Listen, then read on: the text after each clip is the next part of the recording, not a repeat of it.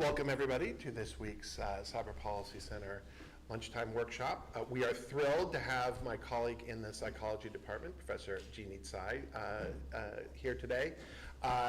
Jeannie is both a graduate of our esteemed university as an undergrad and also got her PhD at Berkeley like I did. And so I think it's probably the best set of qualities for a psychology professor. You're bringing, sort of the house divided together.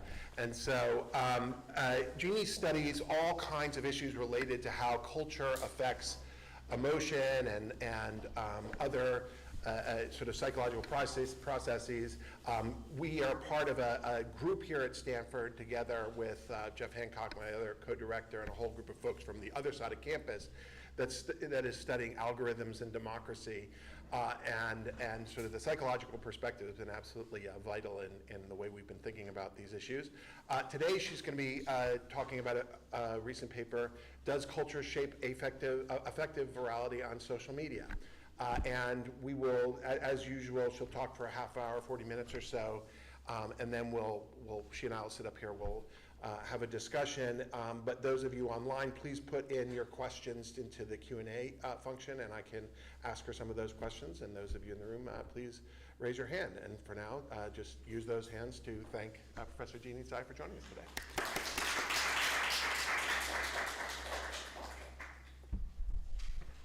Great, thank you so much for that introduction, Nate, and thank you to Sunny and Jeff and Ben and Tara for inviting me to be here today. So as Nate said, I'm going to be primarily talking about a paper that we published a few years ago looking at how culture influences affective virality on social media. But before I go into the specifics of that study, I'm going to just give you just a little bit of background. I'm going to talk a little bit about what I mean by affective virality, or what most social scientists mean when they study affective virality on social media. And then I'm going to talk to you about decades of research that I've done looking at how culture influences an emotion that would lead me to suspect that maybe affective virality on social media varies across cultures. And then I'm going to go into the specifics of the study and then tell you about some of the current directions that we're moving in. And Nate told me that typically people just give their talks and then save their questions for the end, which we can definitely do. If you have any clarification questions, feel free to ask those. Okay, so I'm just going to get started. So what do we mean by affective virality on social media? So anybody on social media knows that social media is emotional, right? It's a form of communication, and a lot of times what we're doing is communicating our emotions to other people, or we're communicating content that's meaningful and important to us, which means it's emotional. So in the social science literature, people have looked at affective virality in a variety of different ways, but primarily they've looked at what I'm calling affect prevalence. So that's just the affect or the frequency of different types of affect that people produce on social media. They might be producing that affect because, or emotions because it's a sort of an output of how they're feeling, or maybe they're producing something because they want to show or present themselves in a certain way. We don't really know. Affective prevalence is really just what people are producing on social media. There's another thing that people look at in terms of affective virality, and that is what we call contagion. So it's the affect that people are most influenced by in other people's posts. So you're reading other people's posts. How does that affect what you post on social media yourself or what you share? And what the vast majority of the literature suggests is that users produce more positive than negative affect content on social media. There's lots of studies that look at this. And then when it comes to contagion, they show, though, that people are actually most influenced by other people's posts that contain disgust, fear, and what we call high arousal negative states. So even though people are primarily posting positive, they're actually more influenced by negative content. And so the question, and this is concerning because we know from a lot of other data that high arousal negative content like anger and fear and moral outrage is really associated with a lot of problems in society. It's associated, it has negative impact on people's well-being. It seems to be associated with increased political polarization, and it's also associated with a lot of misinformation. So the question is, so if we want to address these kinds of questions, targeting the affect of social media content might be part of the solution. But the question is this really universal, or is it specific to Western users? Because most of the research on affective virality in social media, like a lot of social science research, is based primarily on Western samples. And almost the vast majority of this work is based on Western samples. And like I said, based on decades of research in cross-cultural psychology, there are reasons to believe that these patterns might reflect Western views of emotion. Okay, so what I'm going to do now is tell you in 10 minutes what decades of research on culture and emotion has revealed. And I'm going to specifically focus on the work that we've done in this area for the last 30 years. So one of the things that we know is that across a lot of different languages and across lots of different nations, people describe their own feelings in at least 2 dimensions. And those are the dimensions of valence, so from positive to negative, and the dimension of arousal, from low to high arousal. There are other dimensions that people use to describe their states, but these seem to be 2 fundamental sort of universal dimensions. So you can have states that are positive, but like enthusiastic and elation, or enthusiastic and elated, and they differ in kind of subtle ways, but what they share is that they're positive states that are stimulating, that involve high arousal. So I'm going to talk about them as hap states or excited states. This is in contrast to these other positive states, like relaxation and calm, that are equally positive, but they really involve decreases in arousal. So we call them low arousal positive states, calm states. You can also see on the negative side, there are the high arousal negative states, like I said, like fear and disgust and anger, hostility, as well as the low arousal negative states, like feeling sleepy, sluggish, or dull. Okay? So across the globe, people describe their states along these dimensions. And that's good because that means that there's something that we can compare across cultures if we know that these states are sort of equally meaningful across the world. And in fact, like I said, most of the research has focused on how much people are actually feeling these states on average. And you find a lot of similarities in terms of overall states. So people feel, in general, more positive than negative. But in about the early 2000s, when we were starting to think about how culture might influence these different aspects of affect and their consequences for communication, we started thinking that maybe these studies in psychology that focused on how people are actually feeling were kind of missing a part of emotional life that might be more influenced by culture. And that's what we call ideal affect, or how people ideally want to feel. So in addition to asking participants how much you actually feel, the states that I just showed you on average, we started asking them how much would you ideally like to feel these states on average. And what we found was that across the globe, there was a distinction between how people actually feel and how they want to feel. And the bad news is that on average, most people don't feel how they want to feel. People feel less positive and they feel more negative than they ideally want to feel. But when you just look at ideal affect, though, we found that that people want to feel more positive than negative. Okay, that maybe isn't so surprising. So here are the same states that I talked about earlier. These are the high arousal negative states, like fear and hostility. The low arousal negative states, like feeling sleepy or sluggish. Oh, sorry. So how am I supposed to do this? Okay. And then there's the low arousal positive states, like feeling calm.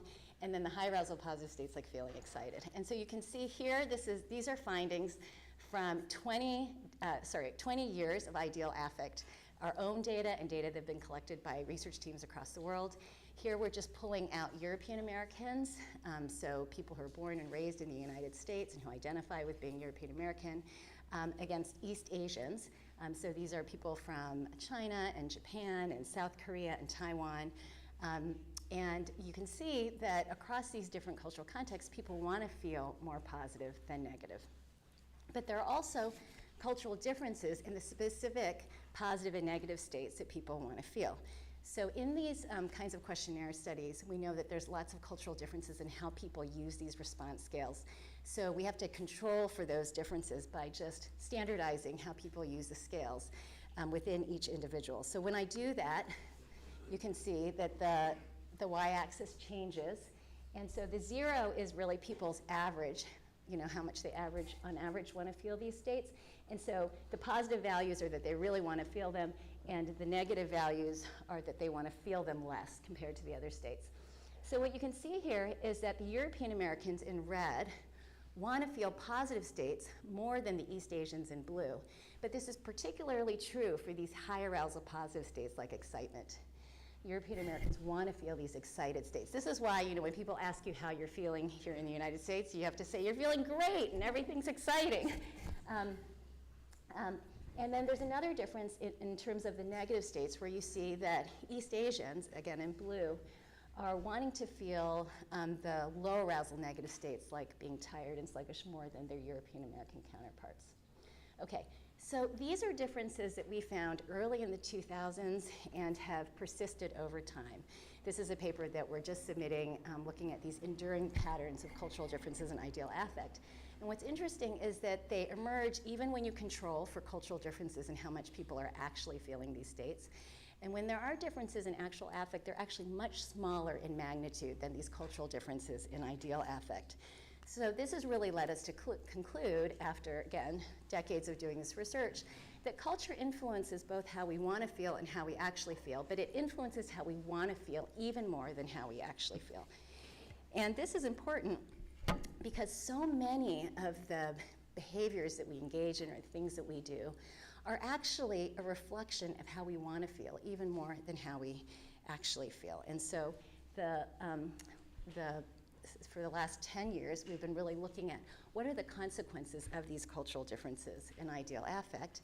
And just quickly, we found that these cultural differences in ideal affect, particularly the valuation of these excitement states, predict what we purchase, what consumer products we purchase, how we exercise, how we view well-being, romantic love, and old age. They also have interpersonal consequences.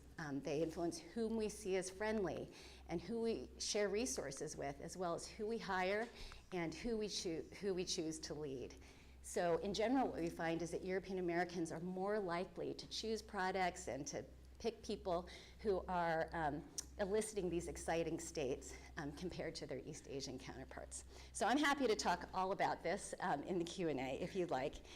But it's these differences that have really led us to ask this question, well, might then there be cultural differences in the type of affect that people are producing on social media that might reflect these cultural differences in ideal affect? And so that's what I'm going to talk about now. This is the paper that Nate referred to. So remember, I told you that users, based on the existing social science literature, are producing more positive than negative affect. But they're more influenced by these high arousal negative states. And so the question is, well, maybe could this just be specific to Western users because they value these positive states, and so that's what they're posting because it's desirable.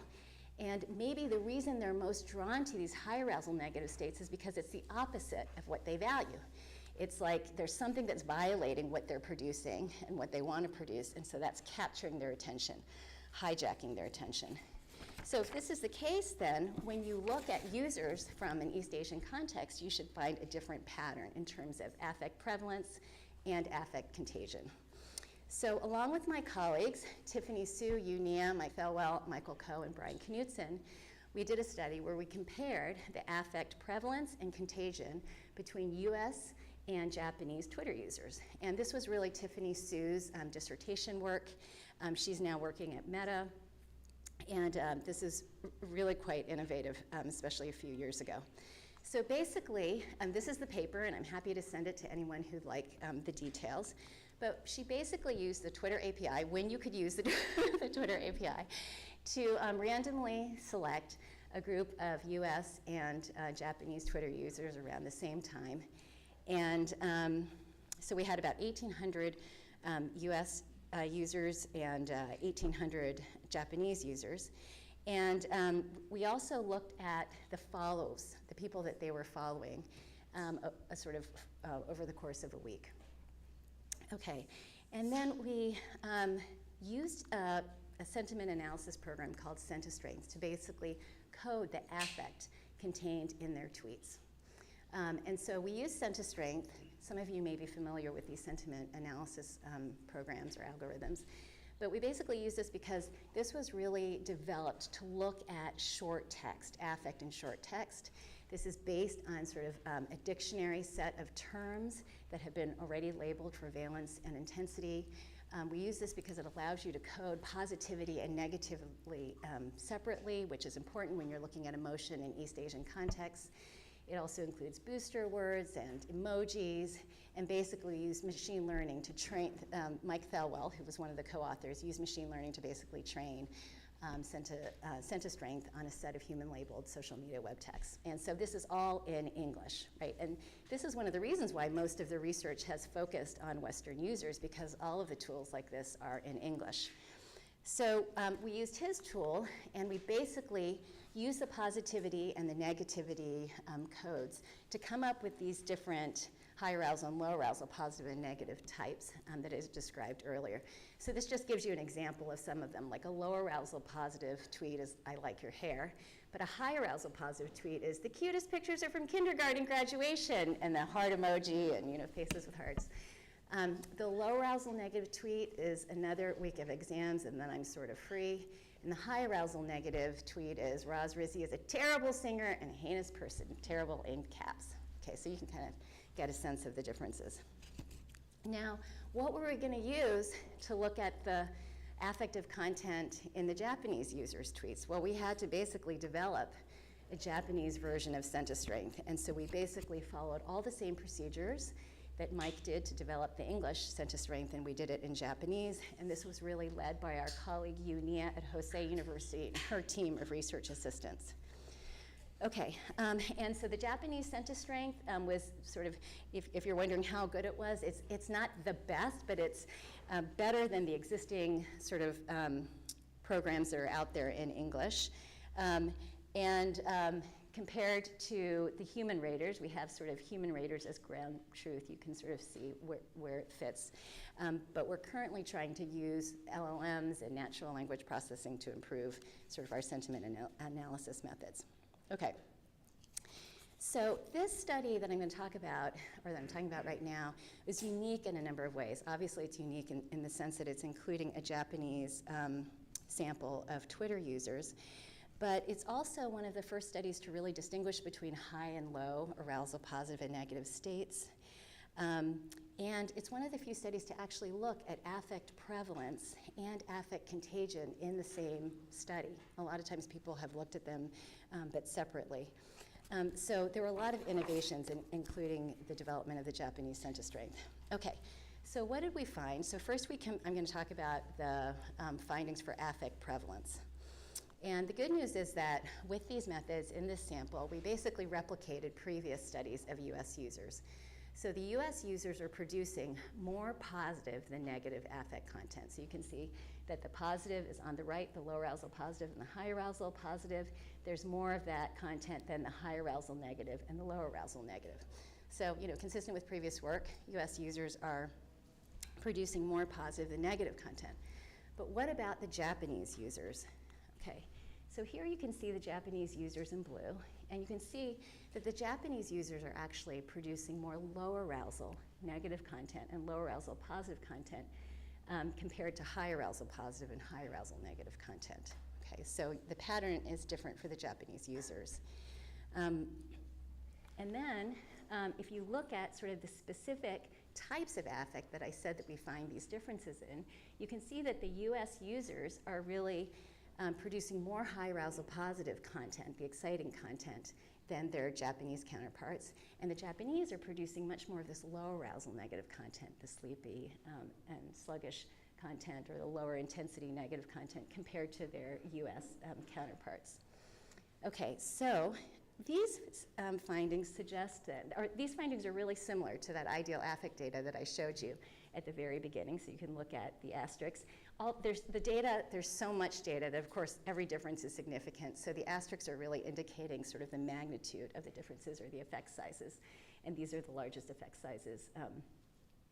So you can see that there's real consistency in what people are producing, what type of affect people are producing on social media, and the type of affect that they value. And so this leads us to conclude that users are producing content on social media that supports these cultural differences in ideal affect, or are consistent with their cultural ideals. Okay, so what about affect contagion? So in the literature, a lot of people have looked at contagion in a variety of ways. In this study, again, it was kind of a conservative way of looking at contagion.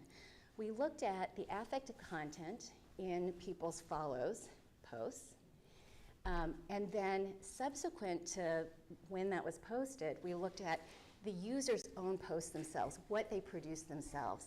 And so we looked at the association between the amount of content in their follows posts and then subsequently the amount of content that they posted themselves, the users posted themselves. And this is really a unique way of looking at this, partly also because it was a model that looked within each user. We followed these users for like a week. And so we looked at change in their follows feeds and how that was related to change in the users' feeds. We also controlled for the random effects of user because people have different baselines, and also that sort of dealt with homophily, that people tend to follow the people that are like them. It also controlled for, or included sort of a random effect of post date. So people are often concerned about sort of exogenous events. We can think of examples of those, of course. And so these are really results that are controlling for a lot of the confounds in previous work. Okay, but despite that, we find then this is the users here, US users, are indeed more influenced by others' high arousal negative affect. So you can see here on the left. They're influenced by the affect of all of the people that they're following, but they're particularly influenced by the high arousal negative affect that they're exposed to in their follows feeds. And again, this is different from the Japanese users who are actually more influenced. Again, they're influenced by all the content in their follows feeds, but they're particularly influenced by the high arousal positive content in their follows feeds, okay? And then when you look at these specific affect types, right, the high arousal positive and the low arousal negative, the US users are more influenced by the low arousal negative content in their follows feeds, and less influenced by the high arousal positive content in their follows feeds than the Japanese users. And I know that's a lot to process, but the overall point is that this is kind of the opposite of these cultural differences in ideal affect that I've been talking about. So it seems that users are more influenced by content that violates their cultural differences in ideal affect. So it's not that there's universal types of content that people post or influenced by, but the universal part of it might be that people are more likely to post affect that's consistent with their ideals, and they're more likely to be influenced by affect that violates those ideals, because it's kind of hijacking their attention in some way. To really make this point a little bit more clear, we correlated, or we looked at the relationship between the types of affect that people are posting, prevalence, against the affect that were particularly contagious or that they were influenced by. And if those two things are both aligned with ideal affect, they should be positively correlated. But if one is aligned and one is violating, they should be negatively correlated with each other. And that's what we find in this graph, that there's a negative correlation between the type of affect that people are posting and the type of affect that they're most influenced by. So you're most influenced by affect that you're less likely to post. So when we revisit these findings on affective virality on social media, our conclusion, or at least our working hypothesis that's supported by these results, is that affective virality on social media is cultural. So that US users produce more positive than negative content, but Japanese users are producing more low arousal than high arousal content. And then when you compare the cultures, you see that US users are producing more excitement, more high arousal positive states, and less low arousal negative states than Japanese users. we also find these cultural differences in contagion. US users are most influenced by others' posts that contain this high arousal negative affect, but the Japanese users are most influenced by content that contains this high arousal positive affect. And again, when you compare the groups, the US users are less influenced by others' high arousal positive affect and are more influenced by others' low arousal negative affect than the Japanese, which is just the opposite of what they value. So when you look within cultures and you look between cultures, it's sort of supporting this idea that we're most influenced by affect that violates our values. Again, perhaps because it's just hijacking our attention, we're attending to it because it's different than what we expect or what we want. Okay, so what are some of the directions that we're going in now? Well, one of the questions we're interested in is whether or not this generalizes to news sources. So you might be wondering, well, what about the content of the tweets? You know, what were people tweeting about? So we took a subset of the tweets, pretty large subset, and we coded the content. And most of the tweets were related to personal content or entertainment. There was actually very little political content, which people were wondering about. Maybe the US users are actually posting much more political content. In our group that Nate talked about, and Simi just gave a talk and was saying actually political and civic content is just like 1 to 3% of what people are posting on social media. So that's consistent with what we found, which is that in this, most of the content is personal entertainment for both the Japanese and the US users. And so we've been interested in seeing whether or not we see similar patterns when it comes to news. And you might think that, well, why would people, it's the news agencies that are posting. So to what degree are they thinking about what's valued in the culture, and to what degree are they trying to capture people's attention? And so when you look at the news tweets, so here these are the news tweets in the dark red. These in the light red are the personal tweets that I showed you earlier. And it's not really coming through on this screen. Hopefully you can see it a little bit more on this screen. But they look exactly the same on that screen, I'm sorry. But anyway, the point is that in the US personal tweets, the data that I just showed you, remember, people are posting more positive than the negative content. But it's just the opposite when you look at the news tweets, the US news tweets. They're posting much more negative content, both high arousal and low arousal negative content than positive content. And you might say, well, that makes sense because that's what the news is about, right? It's identifying threats and you need to pay attention to it. So then you might expect, well, in the Japanese news tweets, you would see something like that too. Well, what do we see for the Japanese news tweets? There you can see the differences a little bit more. The light blue on the right is the Japanese personal tweets, the data that I just showed you. The dark blue is the content of the news tweets. There's far fewer news sources in Japan. For those of you who've spent time in Japan, you'll know this, so that the ends are much smaller. But you can see that, again, the pattern looks a little bit different than the personal news tweets, than the personal tweets. The personal tweets have more of the low arousal, and the Japanese news tweets have much less low arousal negative and low arousal positive. They also have less high arousal positive. They're less emotional, basically, with the exception of the higher arousal negative, which seems to be the same as the same prevalence as in the Japanese personal tweets. So there is something to the idea that maybe the news includes high arousal negative because it's talking about threats, but it's overall less emotional for the Japanese than the US news. Okay, and so again, it seems like the news is really focused on violating ideal affect, maybe to try to capture attention. Okay, some of the other things that we're interested in looking at is, like I said, other ways of measuring sentiment using the sentiment strength algorithms that we used are pretty conservative. You know, they're based on actual emotion words, emojis, right? So people have to say something that is positive or negative, or at least they have to show an emoji. And obviously there's lots of other language that we could be coding. So this is, I think, a really conservative test of the emotional content, and so we're working with Lyle Unger and other people to use NLP methods to basically capture maybe more sentiment than we have already. And we're interested in looking at other cultures, and so we're developing a Chinese sentiment strength to try to look at the content of tweets in Taiwan. And we can look at other cultures as well, Chinese Americans in the United States. And then we're interested in actually linking at the individual user level people's ideal affect with maybe what they're posting on social media. And then, of course, we're interested in the implications that these differences might have for well-being, misinformation, and polarization. If different types of content capture attention, maybe different types of content are traveling with misinformation across cultures. And of course, this would be really important to know from a policy perspective. Okay, so in summary, I've talked about how culture shapes how we ideally want to feel, and that this has implications for affect virality on social media. People are posting, it seems like, affective content that reflects cultural differences in ideal affect, but they're more influenced by affective content that seems to violate these cultural differences in ideal affect.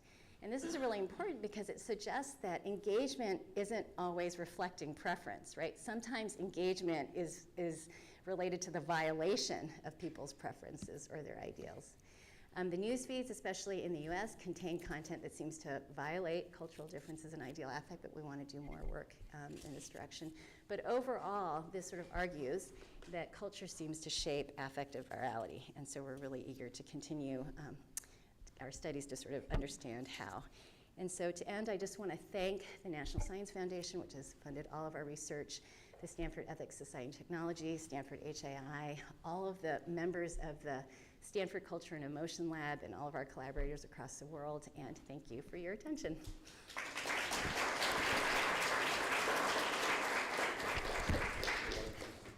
Great.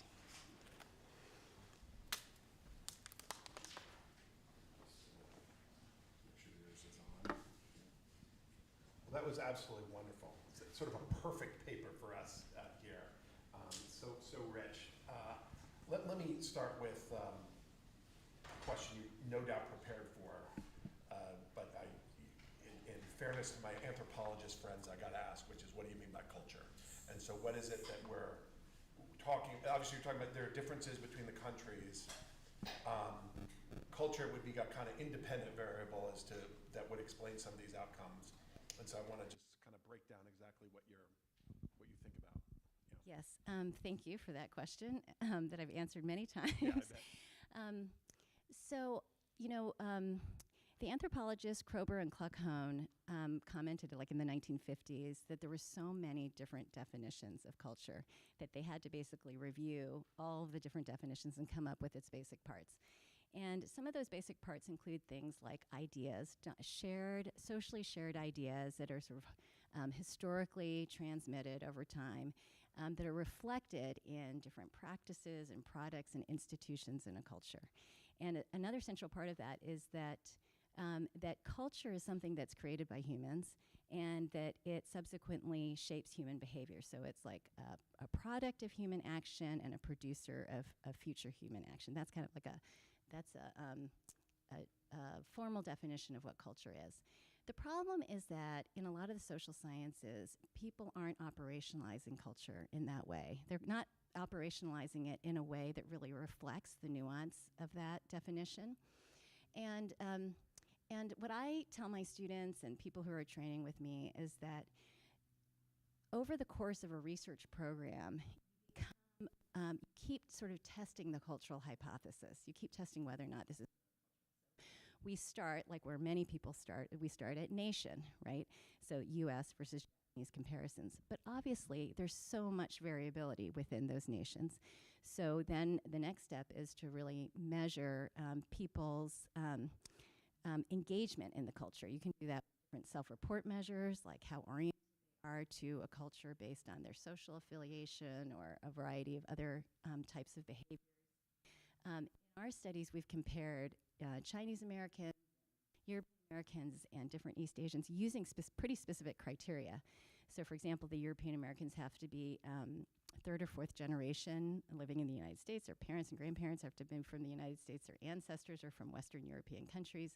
The Chinese Americans have to be first or second generation Chinese Americans. They have to have grown up in a culture where a Chinese dialect was spoken, on and on. I'm just trying to say that we understand that there's a lot of variability within a culture, and so we try to capture that through different criteria and through self-report measures. And then I think it's really important to think about what is it about the culture that is related to whatever your outcome is or whatever you're looking at. In my case, it's ideal affect. What are the specific ideas, and are they reflected in the practices? So I could have given a whole nother talk telling you about these cultural differences in the valuation of excitement, and I would show you that they're really related to cultural differences in models of the self, that European Americans and Western cultures really have a more independent model of self that's really focused on influencing and controlling other people. And when you want to influence and control other people, that's what it means to be a good person, that makes you value these high arousal positive states. And we have all of this correlational work and experimental work showing that linkage. And then I would say, then you have to look at environments. Where are people really learning these things? If it's really cultural, you should be able to identify the products and the practices that people are engaged in that are teaching them to want to feel a certain way. And we've done that by looking at children's storybooks in the United States versus Taiwan, or looking at the smiles that leaders in the U.S. versus China show on their faces. And U.S. leaders are like 6 times more likely to show these excited smiles than their Chinese counterparts. So anyway, I know this is a long, long answer to say that I think you can be much more, I think people have historically been very too loose with sort of how they're defining culture and how they're measuring it. But the good news is that we have a lot of methods now that can allow us to be much more precise and can allow us to really test this hypothesis. Is this really cultural? Does it really fit the different aspects of the definitions that anthropologists and social scientists sort of converge on? But so let me press a little bit, and you can see where I'm going. And people should raise their hands when they have questions. Suppose that the types of people who use Twitter in Japan are different than the types of people who use Twitter in the United States, right? You could then end up with a cultural explanation for this that maybe is just a function of the market, because there are different social media platforms that exist in Japan and are prevalent. Yes. So I think about like the way Facebook is used in Brazil, like WhatsApp. Right. It's so prevalent outside the United States. It's not as big a deal inside the United States. And so different people might go toward different technologies. Yes. Now, I don't know why that would be that the people, the Japanese Twitter users are the ones who are low arousal types or something like that. But maybe there's a story to be told there.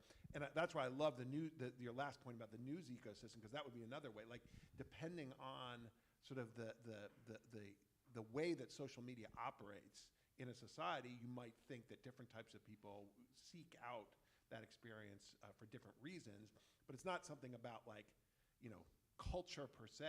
Right. But it might be, and that's Right. what I want. And your last answer was very interesting on that, because you've got some sort of particular aspects of the culture that you think are explaining some of these outcomes. Yes, and that also means that you have to rule out alternative explanations. So in all of our studies on ideal affect, a lot of them are based on university students and then community participants, and we control for things like socioeconomic status, and so that because we want to make sure that the differences aren't due to those, other factors, that they are really related to culture, but they have to be linked to our cultural variables that we're measuring. We chose Japan because we knew that Twitter was as popular in Japan as it was in the United States, because we were, of course, concerned that any differences that we found might have to do with how people are using the platforms. That said, people are using the platforms differently in Japan. A lot of time, when I was talking about these data, when I was in Japan for a quarter, a lot of the students and the different scholars that I talked to said that that people can have their anonymous Twitter account, and then there might be some differences there. There are lots of possibilities that you can kind of think of, which is why I think that the work that we're doing right now, looking at individual users, is going to be really important, because that allows us to control a little bit more how people are using the platforms. We have to think of a different platform now, and that's really hard, because I think Twitter has changed in a different way in the United States than it has in Japan. And so anyway, those are all really good questions and good issues, and I think different methods and different types of studies are going to be able to address those concerns. But could you give sort of one more sentence on what what aspect of the culture is leading to those particular Yeah, sure. Yeah. prevalences? Yeah. So we don't know actually in terms of the social media data yet, because of course this was just looking at the affective content on Twitter. We don't know anything about the individual users, which is why our next study is to really recruit US users, social media users, and Japanese social media users so that we can get lots of information about them and then look at how their ideal affect, what states they endorse, whether or not they're really associated with what they themselves post on their social media accounts, right? That would allow us to look at the direct links between their ideal affect and what they're posting. So I can't tell you that this is what our hypothesis is, but I can't tell you if it's true yet. In our studies looking at cultural differences in ideal affect, we find that they are really associated with, like I said, individualism and collectivism, or different models of the self as independent versus interdependent. So in the United States, again, because we think, our ideal is to be separate from others. I mean, we want to connect with others, but we're supposed to differentiate ourselves from others, and we're supposed to really control our environments or influence our environments, right? You're supposed to do something and act. Those are associated with these high arousal positive states, and so that's why we think European Americans value those high arousal positive states. And indeed, when we measure influence and control and how much you care about those things and what your model of self is, those are associated with valuing the high arousal positive states.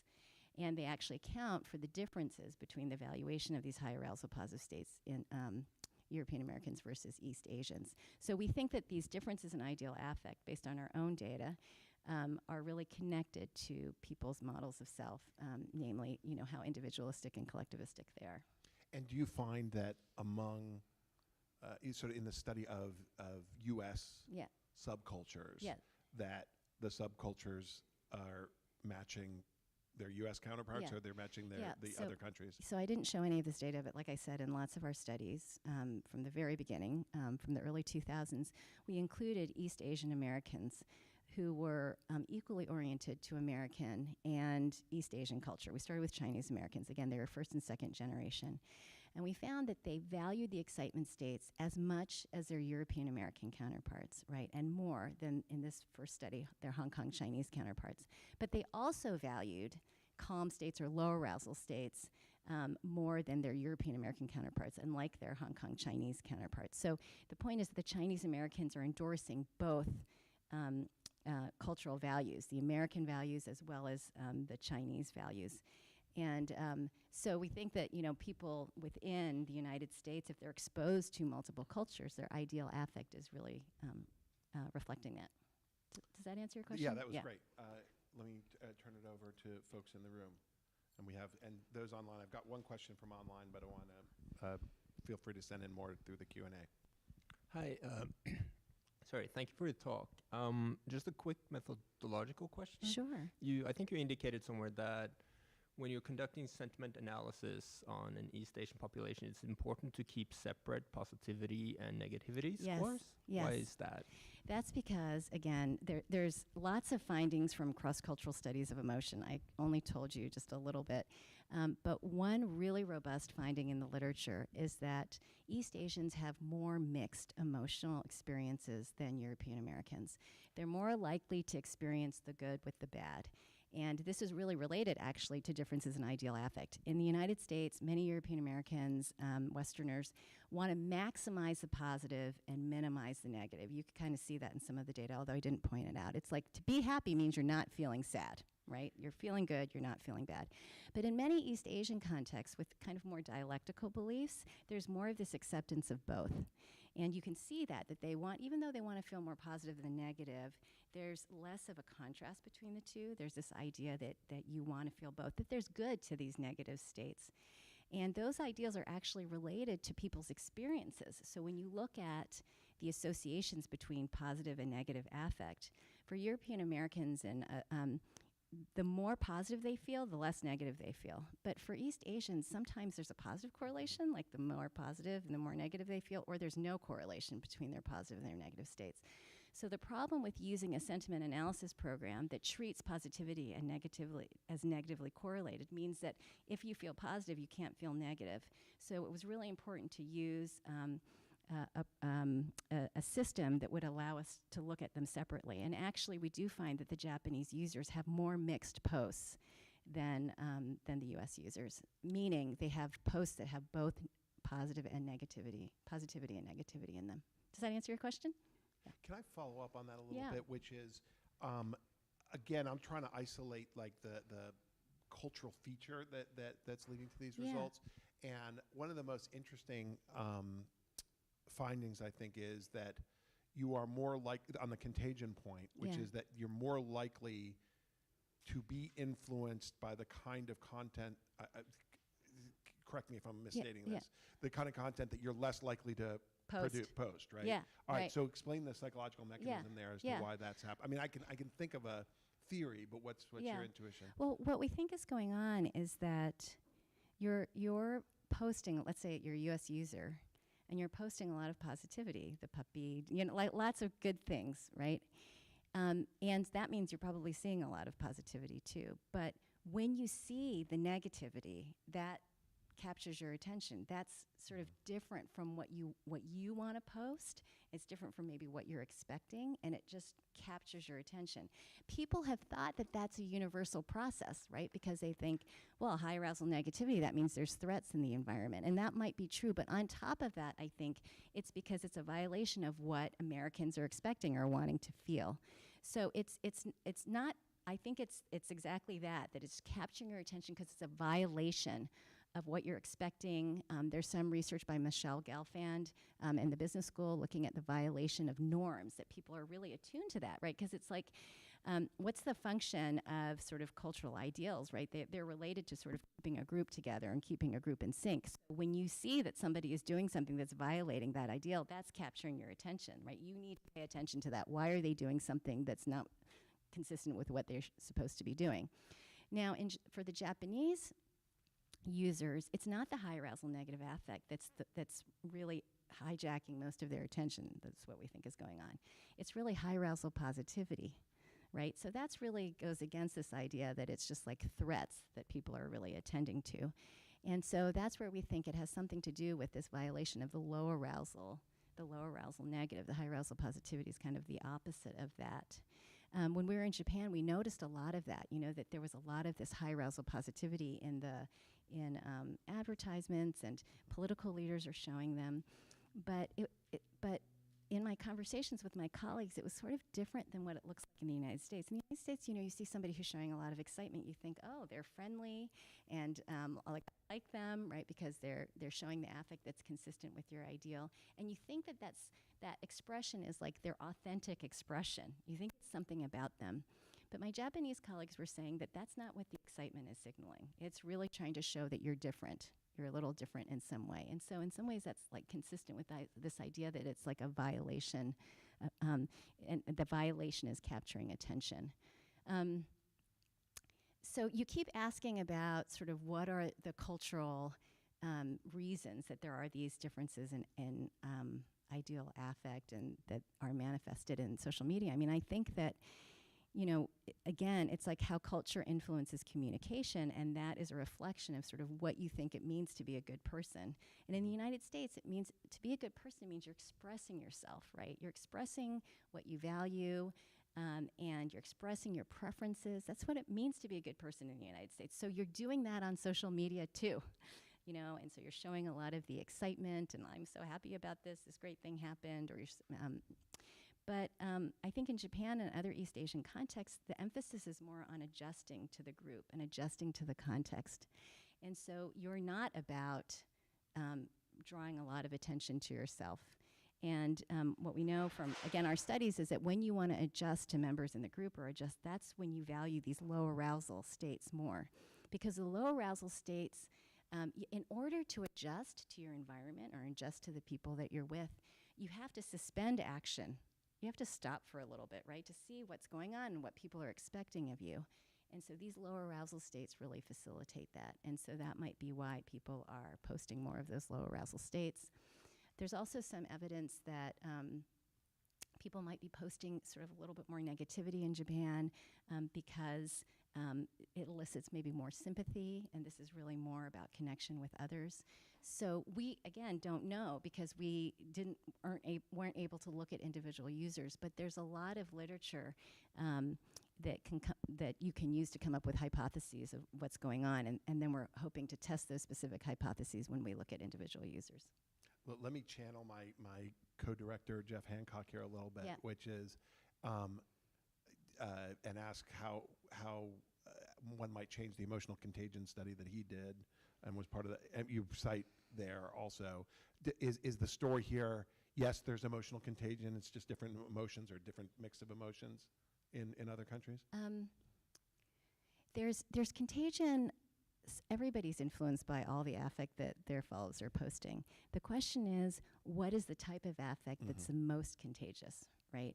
And you can see that, and so that's where I think culture plays a role. And I think he didn't really look at that in that. Right. And he also operationalized contagion a little bit differently, right? It was sort of changing the feeds and then seeing, but we were really looking at an association between the content that was in the follows feeds and then what people were posting after presumed exposure to those feeds. Great. So Jeff Allen has a question online, which is, would you consider testing the hypothesis about a high arousal negative and positive against an event which resonates in many cultures at the same time? Oh, that's a great idea. He was thinking about, the conflict in the Middle East now, but is there a sense in which, I guess, posting would be different and then the effects might be different too? I mean, what's interesting is that in Japan, in the data that I showed you, overall, it's funny, overall there's this real idea that the news should not be emotional, right? Which seems funny to us, right? That, I mean, and so the news sources, and it's not specific to social media, right? Just the television broadcasts and everything. If you are too emotional as a newscaster, you're fired, which is funny from an American perspective, right? Because it seems it's like almost the opposite in the United States. So So I think it's a really interesting hypothesis. I'm not sure you would find it with some sort of news event. Maybe a personal event, you'd be more likely to see, would be a good test of it, but yeah. So there's ideal affect, but of course there's like other things that are going on, like other sort of norms and expectations for the news. And so I think that's probably playing a role too. I was trying to compare this to, Japanese game shows, which are very emotional, right? Well, and they're very high arousal positive affect. Right. It's kind of interesting to think of like, what's the function of that? Is it the same function that we think when we see high arousal positivity, that people are just excited and they're friendly and they're really extroverted? And our data are sort of suggesting something else might be going on there. Yeah. Great. Yes, in the back. John Markoff in the back. Just in terms of the arc of the internet, I was wondering if you considered looking at the relationship between language models and people and cultural differences. I'm thinking particularly what Microsoft Research found in 2014 with Zhao Ice and Tay, and the way the Chinese reacted so differently to interacting with the chatbots than the Americans did. I think that's so interesting. I think that's a really interesting idea. I'm thinking about Jen Pan's work on misinformation in China, and she finds that a lot of the misinformation in China includes this high arousal positive affect, actually. That I think she spoke here, actually, just recently, and she was talking about it. So I do think that other forms of media, if you looked at the affective content of it, you might see these kinds of patterns. Is that what you're asking about? Yeah. Tiffany, she did a whole study looking at New York Times blogs, and I think she dropped it for a second, or she did it. I forget why she didn't pursue it. I think but she did find some evidence that was consistent with some of our news tweets. But I think it would be really, interesting to look at. I mean, the whole idea of making a story emotional so that people are engaged means, I think, by definition, you have to think about, well, what is emotional, and that comes from the culture. And so I would predict that you would see these differences, in some form. Is that what you would think? Well, I was so struck by the fact that the Chinese embraced Xiaoice. You know, this was as early as 2014. I think there are 500 million users of Xiaoice in China now. Yeah. And at that point, in very early on, 25% of them had texted "I love you" to this chatbot. In America, in contrast, Tay turned into this misogynistic, racist, horrible thing in a matter of weeks. Oh, interesting. So that was what I was thinking about. Oh, interesting. Oh, that's so fascinating. I'd love to learn more about that. Yeah. I should say our group that has been doing this work on algorithms and democracy and thinking about sort of algorithms and social values more generally, we want to start asking these questions with respect to LLMs and generative AI, because and this will be the final question. I'm interested in where, since we're the Cyber Policy Center, let's think about policy here a little bit. If you're running Twitter right now, and boy, I'd love to offer you that job if you're interested. I would not take it.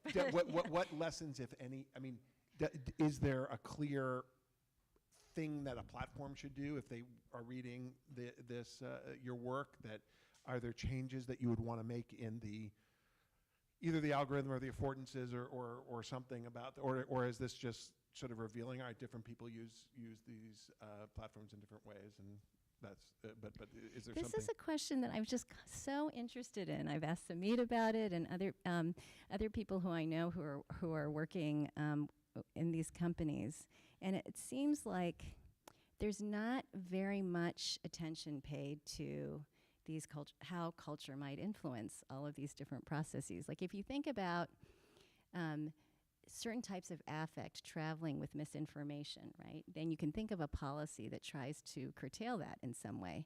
But the dominant assumption seems to be that the solution would be the same across cultures. And I think our data are suggesting that it might not be, right? And in fact, you might be then, let's say, moderating some affect that, okay, that is not traveling with, that's traveling with misinformation in the United States, but it might not do anything in other cultural contexts. So I think it's really important to think about how culture is influencing these processes when you're coming up with public policy. It's not just true for the policies related to social media, right? It's true actually in general for lots of different policies, that there isn't enough attention, I think, to cultural variation within a nation and across nations. And there are lots of, in the clinical psychology literature, there are lots of cases where some of the assumptions about treatment just don't work. For different groups within the United States or outside of the United States. And so we just need much more attention to cultural diversity. Yeah. That's a great way to end the discussion. Thank you so much for joining us. Thank you so much. Join us next week when Byron Reeves will be sharing his work with us.